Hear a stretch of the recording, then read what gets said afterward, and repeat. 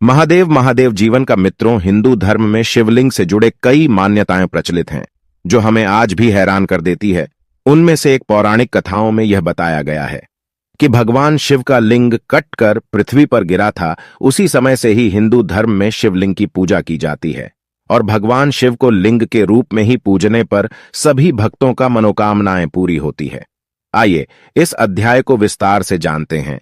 पौराणिक कथाओं में यह भी बताया गया है, एक श्राप के कारण भगवान शिव का लिंग कटकर धरती पर गिर गया था। जब से भगवान शिव को शिवलिंग के रूप में पूजने लगा, शिव का लिंग जहां कटकर गिरा था उस जगह का नाम जागेश्वर धाम कहलाता है। इस प्रकार भी बताया गया है, दक्ष प्रजाति के यज्ञ में माता सती के आत्मदाह से दुखी भगवान शिव ने यज्ञ की भस्म लपेटकर दारुकवन के घने जंगलों में लंबे समय तक तप किया। इसलिए यह जगह शिव के तपस्थली के रूप में जाना जाता है। इसी जंगल में वशिष्ठ आदि सप्तर्षि अपनी पत्नियों सहित कुटिया बनाकर तप करते थे। एक बार भगवान शिव दिगंबर अवस्था में ध्यान में लीन थे। एक दिन इन सब ऋषियों के पत्नियां जंगल में कंदमूल, फल एवं लकड़ियां आदि के लिए गई थीं, तो उन सब की नजर दिगंबर अवस्था में लीन भगवान शिव पर पड़ी। भगवान शिव के शुद्धित शरीर को देखकर ऋषियों के पत्नियां भगवान शंकर पर मोहित हो गईं। भगवान शंकर अपने तपस्या में रंग थे, उन्होंने उनकी ओर ध्यान नहीं दिया। फिर ऋषियों के पत्नियां काम स्वरूप में अंधी होकर वही मूर्छित होकर गिर गई। जब वे सब पूरी रात अपनी कुटियों में वापस नहीं आई, तब सुबह उन्हें सभी ऋषियों ढूंढने निकले। तब सभी ऋषियों ने देखा भगवान शिव अपनी तपस्या में लीन हैं और उनकी पत्नियों मूर्छित पड़ी हैं। तो ऋषियों को लगा कि भगवान शिव ने उनके पतियों के साथ संबंध बनाया है।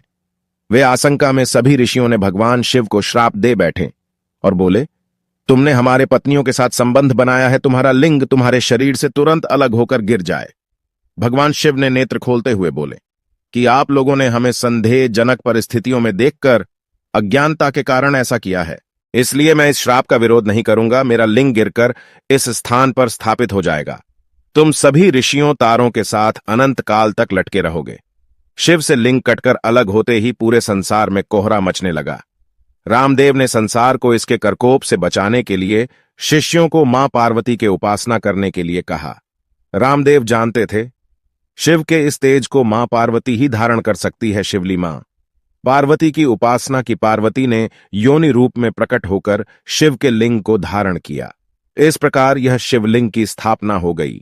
पौराणिक कथाओं में कहा गया है, भगवान शिव जागेश्वर के निकट दंडेश्वर में तपस्या कर रहे थे।